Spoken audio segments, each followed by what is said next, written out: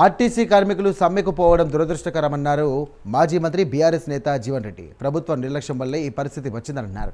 శంకర్ గౌడ్ మృతితో రేవంత్ కళ్ళు తెరవాలని అన్నారు. జగిత్యాల డిపో వద్ద కార్మికుల సమ్మెకు మద్దతు తెలిపిన జీవన్ రెడ్డి ఇక శంకర్ గౌడ్ మరణం చాలా బాధాకరమని తెలియజేశారు. ఇలాంటి ఘటనలు పునరావృతం కాకుండా చూడాలని, వెంటనే కార్మికులు సమస్యలను కూడా పరిష్కరించాలని కూడా ఆయన డిమాండ్ చేశారు.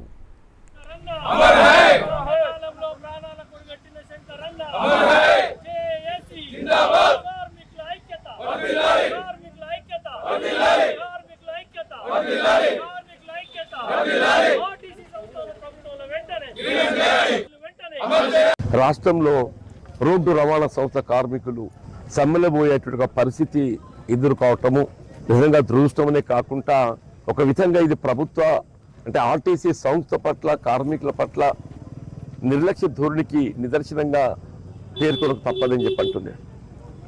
ఇవాళ ఆర్టీసీ కార్మికుల డిమాండ్లే ఏవి కూడా కొత్తవి కాదు. ఇవి గత ప్రభుత్వ హయాంలో ఆనాడు ఏదైతే ఆర్టీసీ సంస్థను ప్రభుత్వంలో విలీనం చేయాలనేటువంటి అంశం చర్చకు రావడం జరిగింది.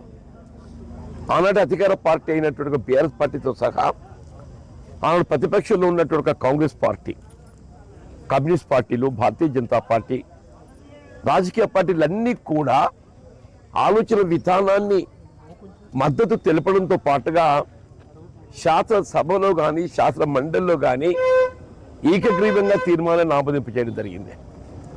ఆనాడు నేను శాసన మండలి సభ్యుడిగా కాంగ్రెస్ పార్టీ పక్షాన ఈ అంశం చర్చకు వచ్చినప్పుడు వీళ్ళ ఆర్టీసీ సంస్థ మరింత బలోపేతం, కార్మికుల హక్కుల పరిరక్షణ కొరకు ఏదైతుందో వారు ప్రభుత్వంలో విలీనం చేయాలనేటువంటి ప్రతిపాదన తెర మీదకి వచ్చినప్పుడు వీళ్ళందరూ కూడా మద్దతు తెలిపామని చెప్పంటున్నాను.